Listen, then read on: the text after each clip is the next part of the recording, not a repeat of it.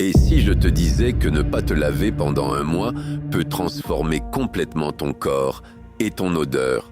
On prend tous une douche presque automatiquement, chaque jour, sans vraiment se poser de questions. Mais imagine une seconde, plus aucune douche pendant 30 jours. Qu'est-ce qui se passe vraiment dans ton corps? Est-ce dangereux ou au contraire, plus naturel qu'on ne le pense? Aujourd'hui, on va explorer un scénario extrême, mais fascinant. Un mois sans se laver.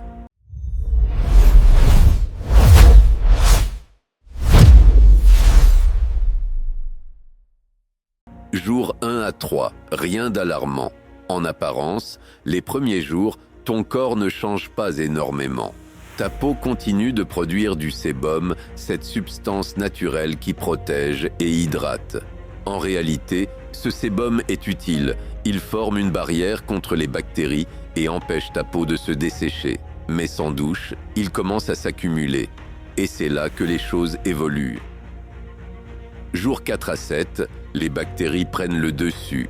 Ton corps est recouvert de milliards de bactéries. Certaines sont bonnes, d'autres beaucoup moins. Quand tu arrêtes de te laver, tu ne nettoies plus la sueur ni les cellules mortes. Résultat, les bactéries se nourrissent de ces résidus et elles produisent des odeurs. C'est à ce moment que ton corps commence à sentir fort, mais ce n'est pas encore le pire. Semaine 2, le corps sature. Au bout de 2 semaines, ton corps entre dans une phase beaucoup plus visible. La peau devient grasse, collante, les pores peuvent se boucher, des imperfections apparaissent, mais surtout, ton odeur devient beaucoup plus intense. Pourquoi? Parce que les bactéries ont maintenant un environnement parfait pour se développer. La sueur, le sébum, les cellules mortes, tout s'accumule et ça crée un cocktail idéal pour les mauvaises odeurs.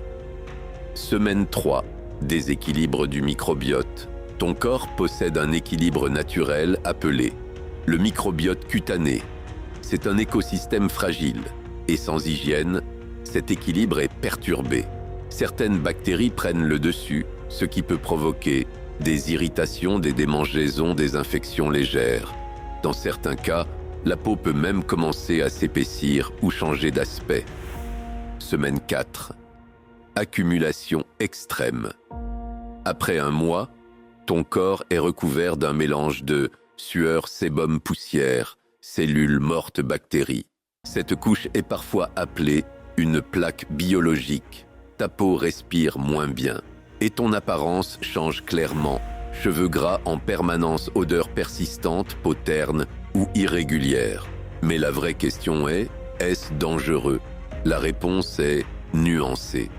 Ne pas se laver pendant un mois ne va pas forcément te tuer, mais cela augmente certains risques. Infections cutanées, irritation, prolifération de bactéries indésirables et surtout, cela peut avoir un impact social énorme.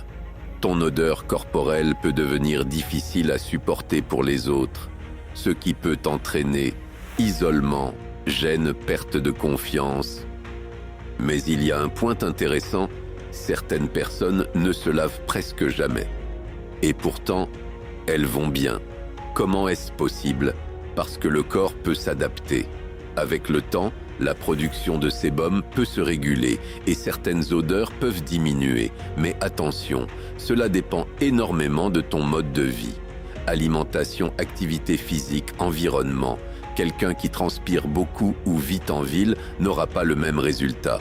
Alors, arrêter de se laver, est-ce vraiment une bonne idée? Pas vraiment, parce que même si le corps peut s'adapter, l'accumulation reste réelle et surtout, dans notre environnement moderne, pollution, poussière, bactéries, ton corps est constamment exposé. La douche n'est pas juste une question d'odeur, c'est aussi une question d'hygiène et de santé. En résumé, ne pas se laver pendant un mois ne te transforme pas immédiatement en danger biologique. Mais ton corps va accumuler des déchets, produire des odeurs, subir un déséquilibre et surtout, devenir beaucoup moins confortable à vivre pour toi et pour les autres.